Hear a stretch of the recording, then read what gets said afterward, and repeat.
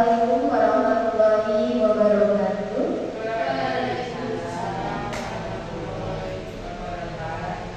Kepada yang terhormat Bapak Ibu Guru SDN Pendidikan, semoga hari ini dalam keadaan sehat dan bahagia ya Bapak Ibu.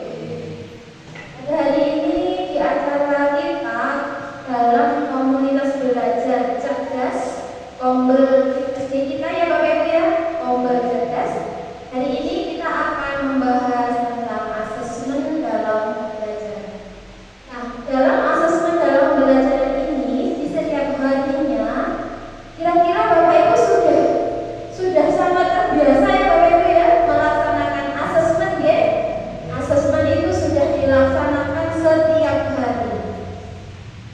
Sebelum melaksanakan asesmen dalam pembelajaran yang akan saya sampaikan, sebelumnya kita mengisi dulu pertanyaan ya Bapak Ibu ya dalam kuisis. Nah, Bapak Ibu bisa mengerti kuisis.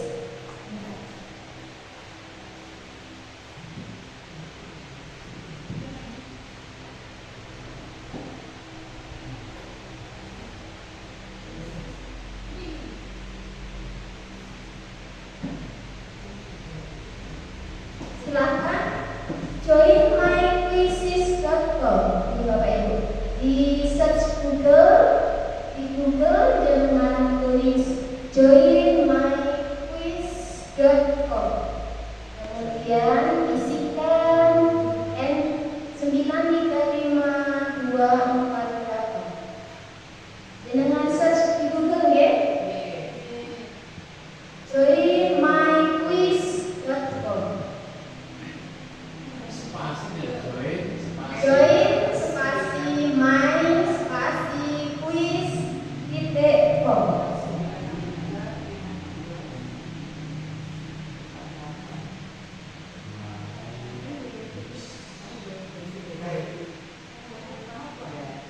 Apakah sudah bisa masuk Bapak Ibu?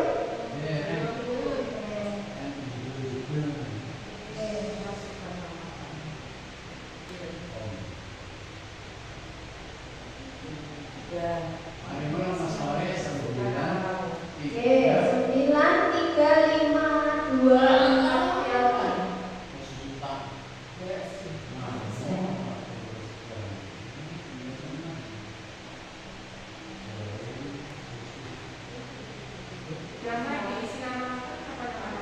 Nama panggilan saja Bapak Ibu. Ya enggak apa-apa. Tapi kalau nama samaran nanti enggak tahu ini juara satunya siapa namanya.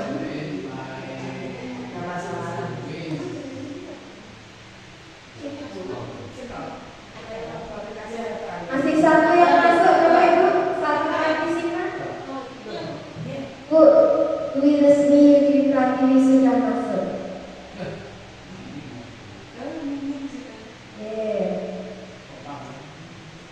Angkat Pak Zaini.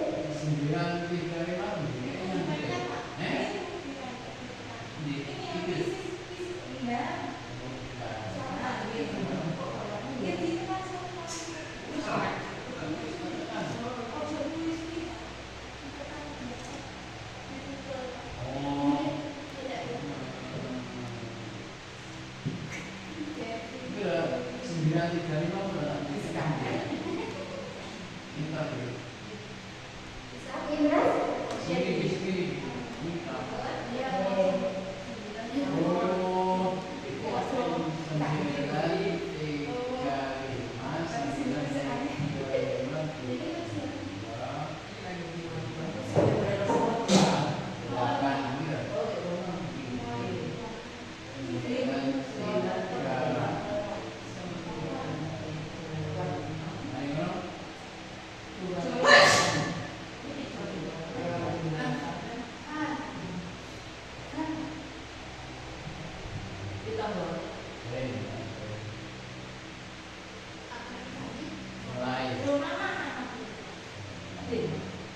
Ampun masuk Bapak Ibu.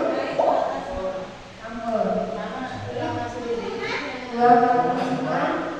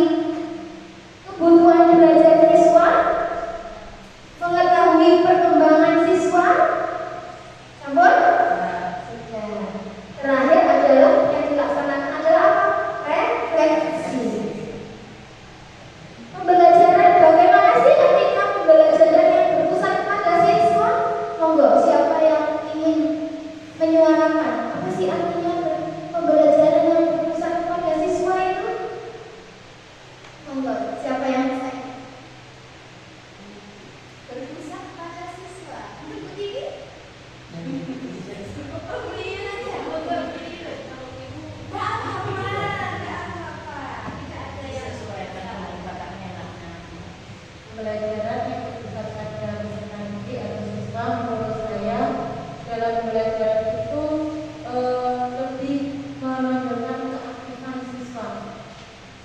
Peserta didik mampu menyampaikan pendapatnya, berkolaborasi dengan temannya melalui diskusi kelompok, dan mampu menampilkan apa yang sudah dikerjakan. Jawabannya luar biasa sekali ya Bapak Ibu ya.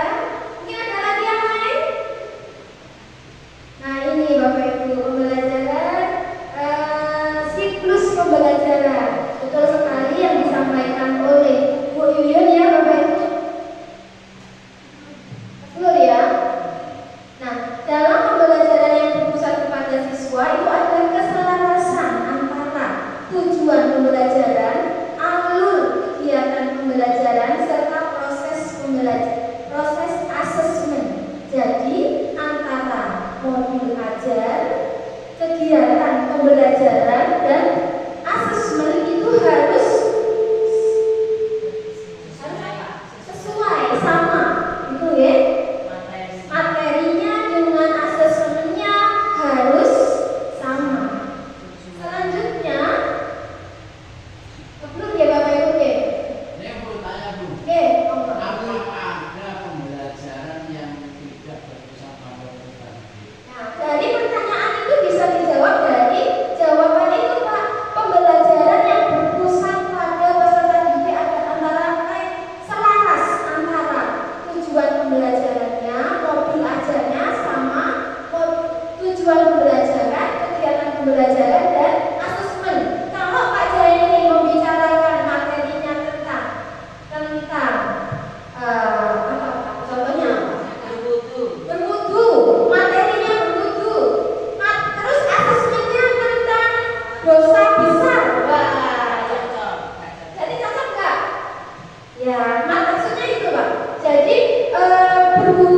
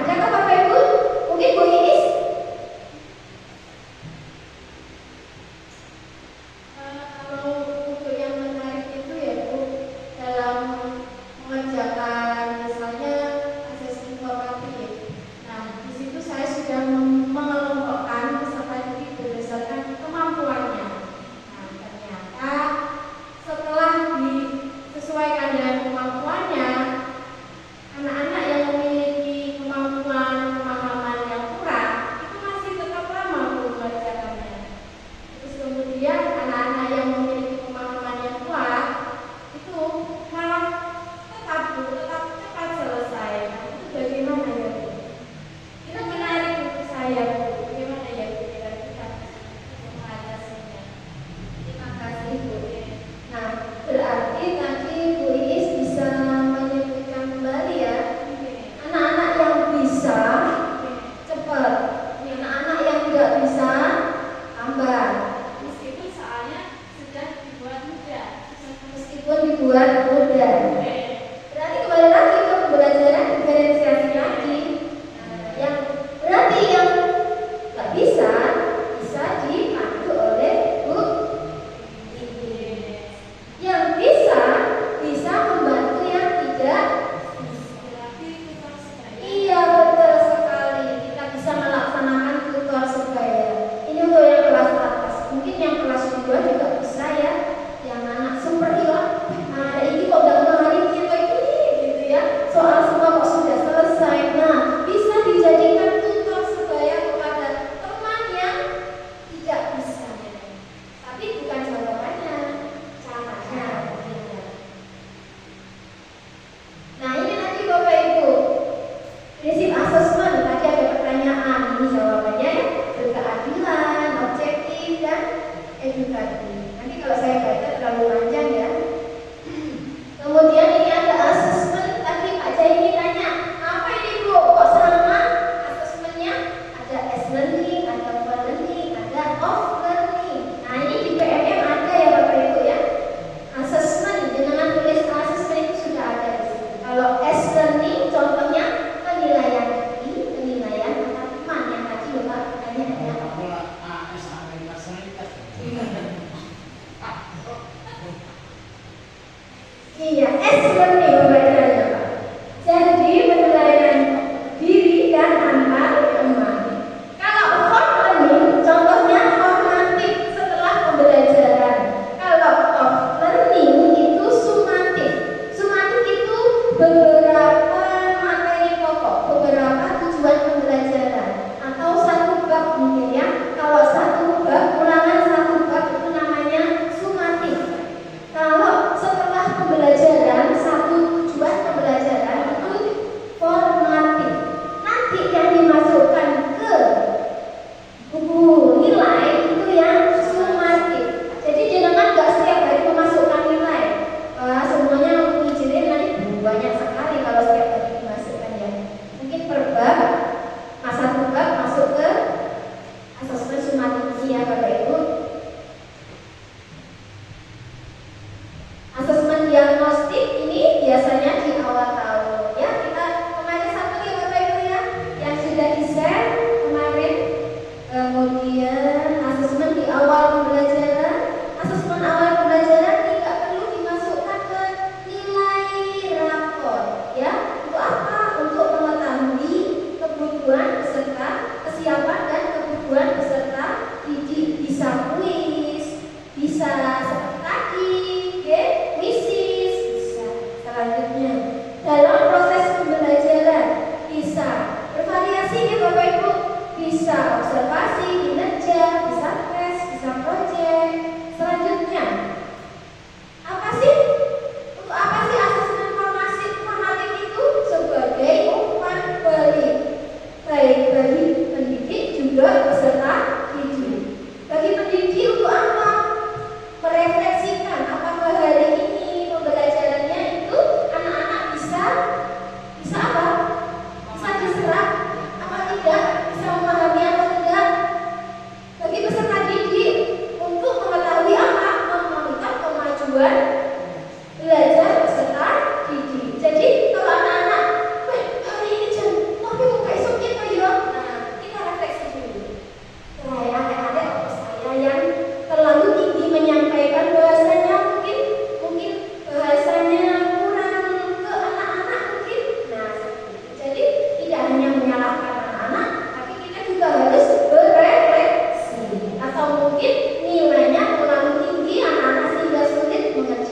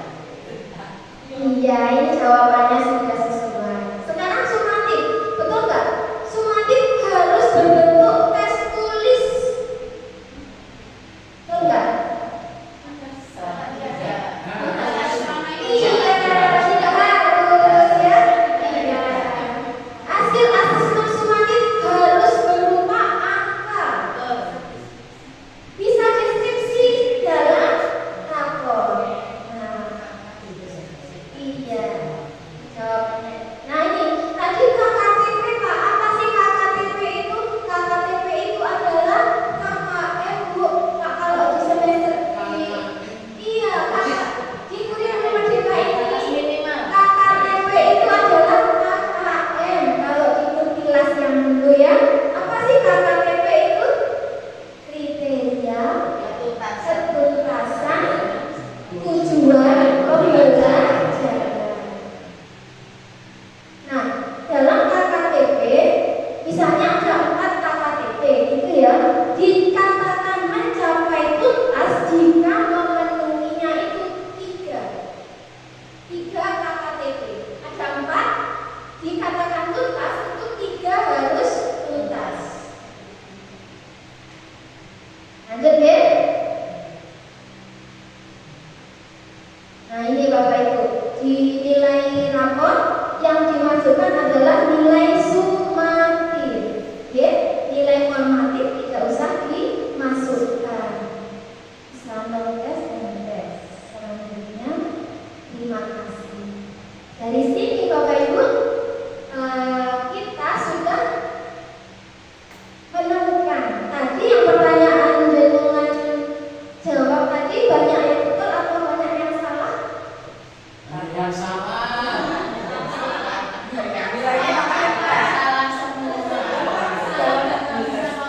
Oh gitu ya. Nanti saya share PPT-nya bisa diulang lagi ya Bapak Ibu ya. Nah sekarang kita praktek lagi Bapak Ibu. Nah asesmen tidak hanya itu aja ya. Nah sekarang kita ke tadi puisi sudah. Nah sekarang coba ketik. Terus mungkin ada yang sudah tahu ya. Word lab.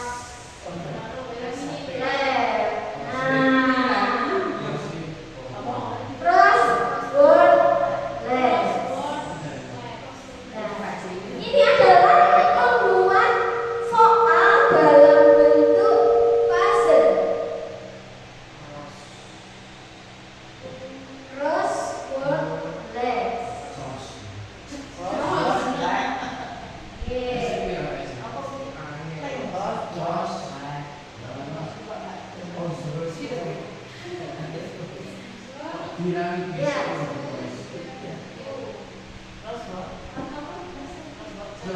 lab. Jadi kita bisa membuat soal dalam bentuk puzzle Bapak Ibu. Jadi tidak sampai TTS. Terus sekali TTS.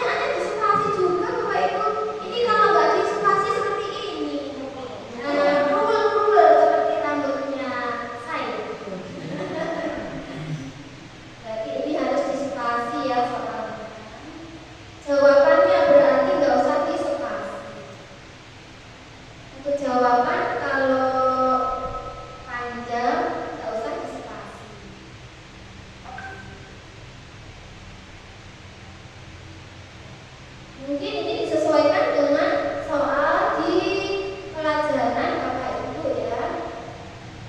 Coba sekarang kalau pertanyaannya ada spasinya, apa Kak Jenny kira-kira nih ya? Jauh. Yang agak panjang jawabannya. Jawabannya jauh. Jauh aja. Daun spasi Soalnya tempat memasak makanan. memasak makanan. Kalau sudah selesai soal, enter. Nah, itu ya Bapak Ibu. Nanti bisa di-share ke saya Bapak Ibu. Nah, kira-kira jenengan sudah menuliskan soal apa? Nah, saya ingin ada tindak lanjutnya ya, praktek langsung tindak lanjut. Begitu juga besok Bapak Ibu. Siapa yang bisa ke depan gantian saya yang minggu depan kita membahas tentang soal kuisis. Nah, jenengan juga praktek langsung membuat soal. Nanti bisa diberikan kepada anak-anak.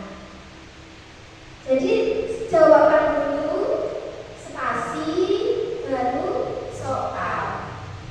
Apalagi Pak soalnya Pak? Nah, apa? Fotosintesis. Fotosintesis. Sintesis. Spasi. Proses pembuatan